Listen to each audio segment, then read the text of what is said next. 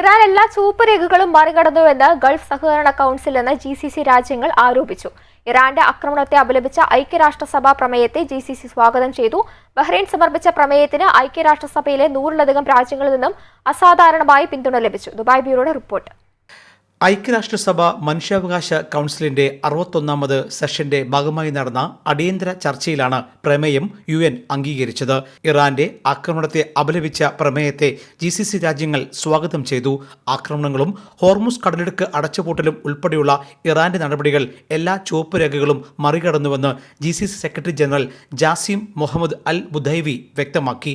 ഒരു സംഘർഷത്തിലും ഉൾപ്പെടാത്ത അംഗരാജ്യങ്ങളെ ഇറാൻ ആക്രമിക്കുകയാണെന്ന് പ്രമേയത്തിൽ പറയുന്നു. ഗൾഫ് രാജ്യമായ ബഹ്റൈൻ സമർപ്പിച്ച പ്രമേയത്തിന് 100-ലധികം രാജ്യങ്ങളിൽ നിന്ന് അസാധാരണ പിന്തുണ GCCക്ക് ലഭിച്ചു.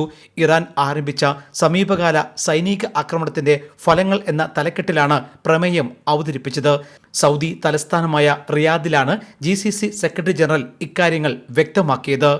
Dear audience, let's start at the very beginning by the facts. On the 28th of February 2026, until the moment, the Iranian authorities have launched unprecedented barrage of missiles and drones against the GCC countries at the same time, in addition to Jordan.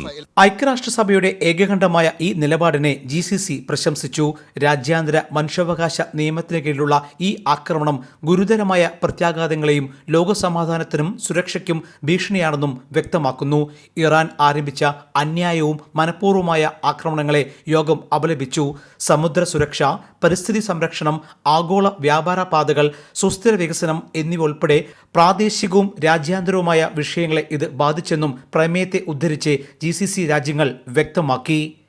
Elvis Chummar, Jai Hind news, Dubai. One anchor every week, 20 years, 1,000 episodes on one TV channel.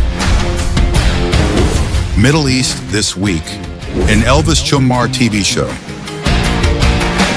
Exclusively on Jai Hind TV. Stay tuned for the 1,000 countdown.